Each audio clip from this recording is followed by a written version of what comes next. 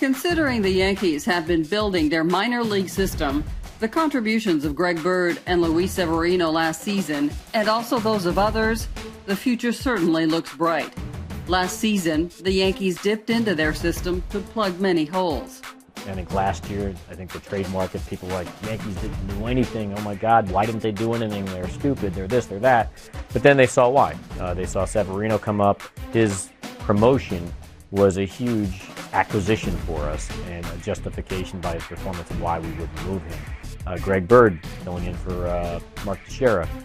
His production was an exclamation point on why we said no, we're not trading Greg Bird and what he can do for us in the present and the future, despite his shoulder injury that's taken out now for this whole season. It's one thing to be able to pull from your minor leagues and bring a player up. It's another thing to be able to pull from the minor leagues, bring the player up, and him be impactful. And that's what our guys are doing. They're being impactful. I mean, you look at the job that Greg Bird did. You look at what Slade did while he played. He got hurt. And then Mason did a good job. And you look at Pinder going back and forth. And Rumbelow and all these guys, they played an impactful role. And we're fortunate to have that. And it's even going to be more this year. Many guys were called up last year, and there are more on the way.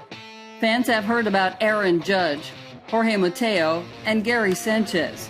The talent pool also stretches beyond that. I think that people are recognizing and seeing that, wow, these guys are developing fine young talent that's going to impact this franchise in a positive way, and like anything else, you build credibility when those players start to come up and produce for you. There are many prospects vying to earn spots out of camp, and those in the organization are excited to see that. I think it's so much fun. So cool, such a great thing for the organization when these kids come up, and they are the names that we're talking about taking the spot, taking one of those 5 or 6 spots. That's something that is probably one of my biggest jobs this spring training as a manager and our coaching staff, to put that together.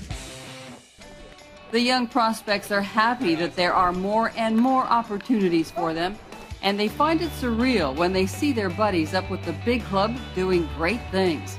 They were literally here 2 years ago, and now they're killing it up in the big leagues. It's cool. I was in the clubhouse when Bird got the call up, just seeing the joy in his face, and it's surreal, man. He was in shock, and it gave me the chills just watching it. And then I also got to be a part of when Refsnyder got called up. We were roommates on the road, and he got the call, and he was just so even keel, man. It was just pretty crazy to watch. And then a couple nights later, you see him on TV in Boston hitting home runs and just kind of doing his thing out there. It's pretty cool.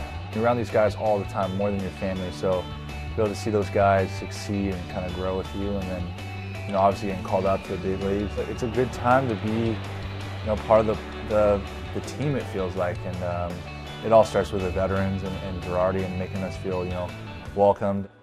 Many of the youngsters find themselves talking with each other and sharing their experiences from their time in the big leagues.